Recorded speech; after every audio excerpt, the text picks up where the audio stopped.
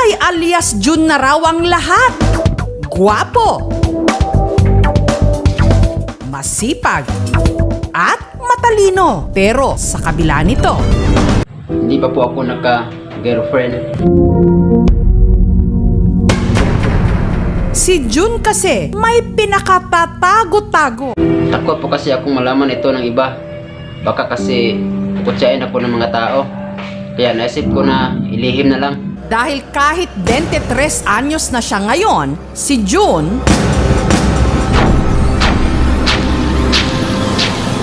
Hindi pa po ako natutuli.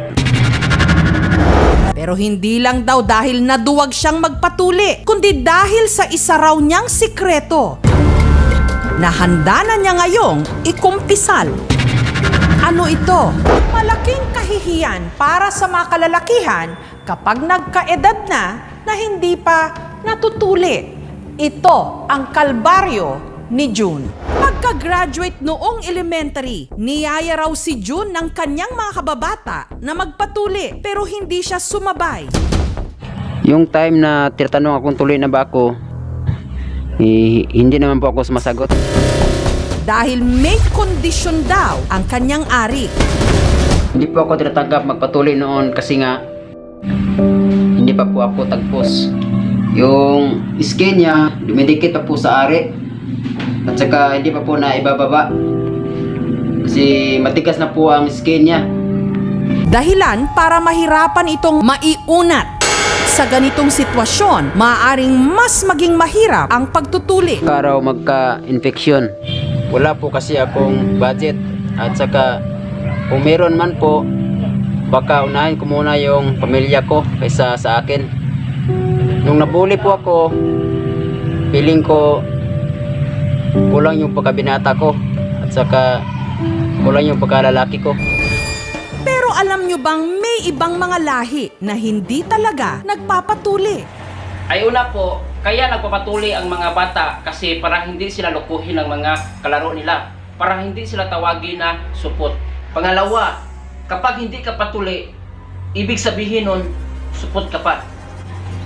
Pangatlo, kapag tuli ka na, ipagyayabang ka sa mga kalaro mo na tuli ka na. At ikaw na mismo ang magtatawag sa kanila na supot. Marami ring paniniwala ang nakadikit sa circumcision. Pero ano ba sa mga ito? Ang fact o fake? Una, nakakatangkad ba talaga ang pagpapatuli? Yan kasi ang sinasabi ng nakatatanda sa amin na kapag tuli ka na, ay tatangkad ka daw. Totoo rin bang bawal makita ang ari ng bagong tuli at baka ito mga matis? Kapag nangamatis yung ari mo, sinasabi na huwag mo daw ipatingin sa babae. Pero totoo nga rin bang kapag hindi nagpatuli, kukunat ang balat sa ari? Yung balat ng ari mo ay kukunat talaga yun kapag matanda ka ng supot. Siguro kung may babalik pa ang panahon, mas gugustuhin ko pang ma-circumcise. Ipinakonsulta namin si Jun sa isang espesyalista. Sa edad niyang 23 anyos, lakas loob na kaya si Jun na magpapatuli. Mahirap talaga kapag matanda ka na. Mahirap tuliin. Kaya si Jun nagkaroon ulit ng agam-agam. Yung balat ng ari niya, makukunat na talaga. Hindi na kaya ng gunting. Matigas na po skin niya, saka po may ugat-ugat na rin. Kaya naisip ko ngayon, baka hindi na po kayanin. Sa kalagayan ng pasyente, pwede siyang matuli. Kung bibigyan po ako ng pagkakataon, bakit hindi? Gusto ko kasing ibubos yung self-confidence ko. Bagamat kabado, pinatunayan ni Jun na isa siyang atapang at tao. Tuloy ang kanyang circumcision. Ang kinakatakutan ni Jun sa loob ng ilang taon, natapos sa loob lang ng 15 minuto. Sobrang saya ko po kasi natupad na po yung pinapangarap ko.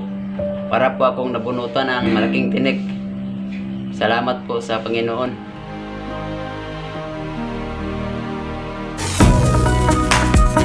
Makalipas ang halos 2 linggo, heto na si June ngayon.